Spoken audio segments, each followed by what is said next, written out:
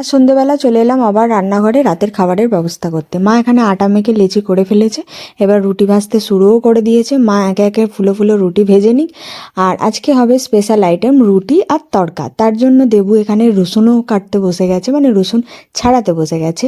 আর সেই রসুন আর আদা লঙ্কা একসাথে দিয়েও একটু পেস্ট করে দেবে। তার মধ্যে আমি বললাম ওকে একটু পেঁয়াজ কেটে দিতে, আমারও কাটলে চোখ দিয়ে খুব জল বেরোয়, তো ও কাটছে, ওর চোখ দিয়েও হরহর করে জল পড়ছে। তার মধ্যে মায়ের রুটি হয়ে যাওয়ার পর আমিও বসিয়ে দিলাম তড়কাটা। তো কড়া বসিয়ে তেল দিয়ে ওর মধ্যে সব কিছু দিয়ে এগুলো ভাজতে লাগলাম। মশলাটা ভালো করে কষে নেবো। কষে নেওয়ার পরে এবার যে প্রেসার কুকারে সিটি দিয়ে রেখেছিলাম তড়কার কড়াইগুলো, সেগুলো ভালো করে দিয়ে দিলাম।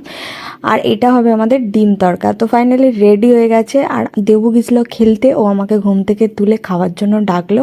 আর এই যে ও বাড়ছে খাবার, তড়কা আর রুটি আর তার সাথে পেঁয়াজ, ও জমে পুরো ক্ষীর। তো আমি খাই আর তোমরা আমাদের চ্যানেলটাকে সাবস্ক্রাইব করো। চলো।